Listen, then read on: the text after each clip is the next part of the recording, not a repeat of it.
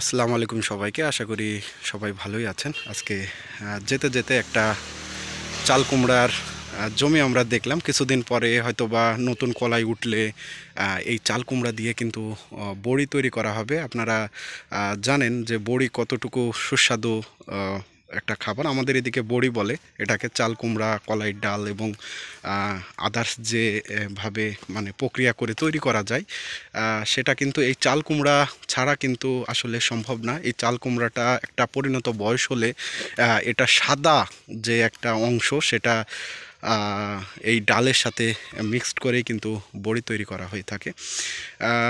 বড়ি সাধারণত অনেক ভালো এক ধরনের খাবার, আর যেটা তরকারি দিয়ে তরকারি রান্না করলে এটা খুবই ভালো লাগে খেতে। এবং এটা বাংলাদেশের বিভিন্ন জায়গায় বিভিন্ন নামে হয়ে থাকে। তো দেখতে দেখতে আজকে চলে আসছি আমরা শালিকার মাঠে এসে দেখতে পেলাম যে এই যে কুমড়া, সেই কুমড়া কিন্তু চাষ হয়েছে। তো মাঠ ভর্তি কৃষক এই কুমড়া চাষ করেছে এবং কিছুদিন পরে হয়তো বা এই কুমড়াগুলো উঠবে এবং কৃষক যদি পর্যাপ্ত দাম পায় তাহলে তো আর কোনো কথাই নয়। অনেক বড় বড় সাইজের কিন্তু কুমড়া হয়েছে দেখতে পেলাম কৃষকের এই জমিতে। যেমন লাউ হয় তেমন কুমড়াও হয়েছে। এটা চাল কুমড়া এবং পরিণত বয়সে বড়ি দেওয়ার মতো যে বড়ি সেটা আসলে হয়ে উঠবে। আর এই পাশে দেখলাম যে কলাইয়ের ক্ষেত।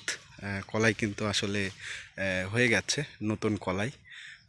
হয়তো আর কিছুদিন পরে কিন্তু এই কলাই উঠবে। মাঠ জুড়ে শুধু কলাই আর কলাই। দেখতে পাচ্ছেন কলাই। কলাইয়ে কিন্তু অলরেডি আর কিছুদিন পরে কলাইও উঠে পড়বে।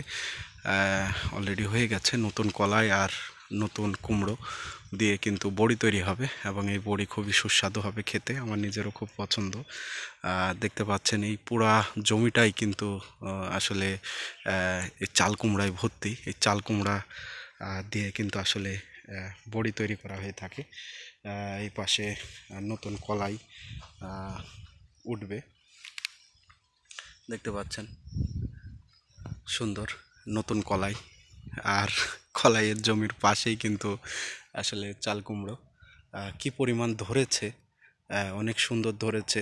চাল কুমড়ো অনেক সুন্দর লাগতেছে দেখতে, দেখতে পাচ্ছেন অনেক সুন্দর।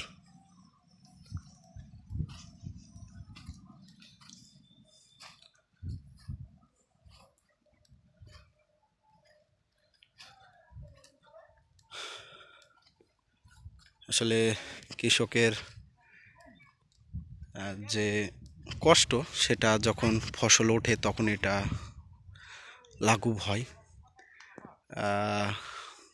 কি পরিমাণ ধরেছে, আল্লাহ পাক কি পরিমাণ বারাকা দিয়েছে এই জমিতে যে চাল কুমড়ো আসলে এখানে হয়েছে। আপনারা যারা চাল কুমড়ো নিতে চান তারা আপনাদের কাছাকাছি মাঠে বা বাড়িতে যখন লাগায় তখন কিন্তু আসলে খোঁজ করবেন যে কুমড়োগুলো কালেক্ট করার জন্য। আর কিছুদিন পরে হয়তো বা শীতের আমেজটা আর একটু বাড়বে এবং এই বাড়ার ফলেই কিন্তু আসলে বড়ি দেওয়ার যে সিজন, কলাইয়ের বড়ি, সেটা কিন্তু আসলে শুরু হয়ে যাবে। তখন সবাই কিন্তু বড়ি দেওয়ার নিয়ে ব্যস্ত থাকবে এবং এই বড়ি কিন্তু বিদেশেও রপ্তানি হয়।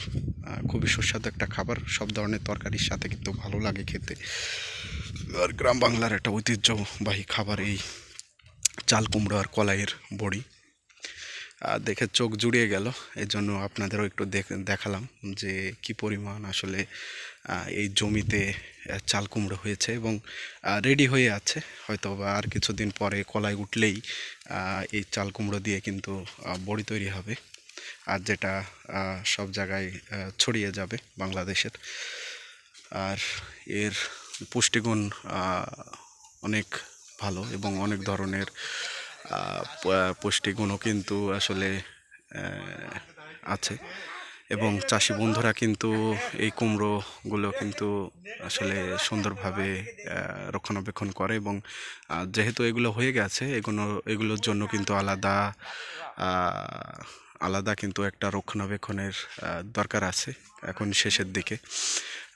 তো এই জমিতে আজকে চাল কুমড়ো যে এটা দেখলাম সেটা কিন্তু আরেকটা ক্ষেতও আছে। এটা আসলে একটু উপরে রাস্তা থেকে উঠে যেতে হবে। আর একটা সুন্দর একটি মানে শুধু চাল কুমড়োই তৈরি করেছে ওখানে,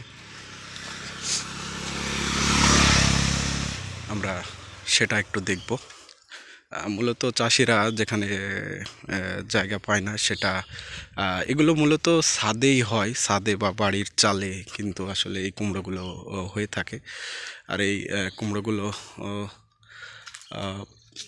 অনেকটা সুন্দর এবং একটা অন্যরকম লেভেলের প্রশান্তি দেয় দেখে।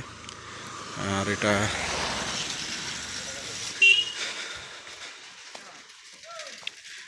এই যে আরেকটা চাল কুমড়োর যে মাচা, এটা সুন্দর একটা মাচা হয়েছে, পাশে মরিচ ক্ষেতও আছে, দেখে ভালোই লাগতেছে। কিছুদিন পরে হয়তো বা এগুলো আসলে বড়ি দেওয়ার জন্য শুরু হয়ে যাবে। তো মাটি থেকে একটু উঁচু হয়ে আছে, যার কারণে পোকাতে বেশি একটা খেতে পারবে না। অলরেডি যেগুলো মাটিতে আছে সেগুলো আসলে পচে নষ্ট হয়ে যাওয়ার সম্ভাবনা থাকে।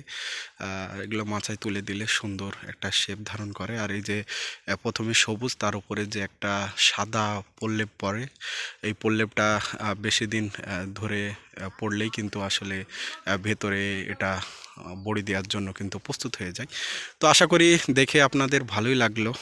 অবশ্যই পাশে থাকবেন এবং নতুন বন্ধু হলে সাবস্ক্রাইব করে অবশ্যই চ্যানেলটির সাথে থাকবেন এবং বাবা মার সাথে সবসময় ভালো ব্যবহার করবেন, তাদের দোয়া নেবেন,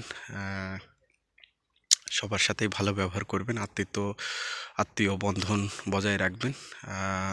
ভালো থাকবেন এবং আবারও কথা হবে নতুন একটি ভিডিও। সেই পর্যন্ত ভালো থাকবেন, সুস্থ থাকবেন এবং যখনই সময় পান প্রাকৃতিক যে একটা পরিবেশ সেখানে ঘুরে আসার চেষ্টা করবেন। আপনার কর্মময় জীবনটা যদি সামান্য সময়ের জন্য ভালো লাগে, প্রকৃতির কাছে যাবেন, দেখবেন ভালো লাগবে। সেই উপেক্ষা করে আজকে পর্যন্ত আপনাদের কাছ থেকে বিদায় নিচ্ছি। আবারও নতুন একটি ভিডিওতে আপনাদের সাথে কথা হবে।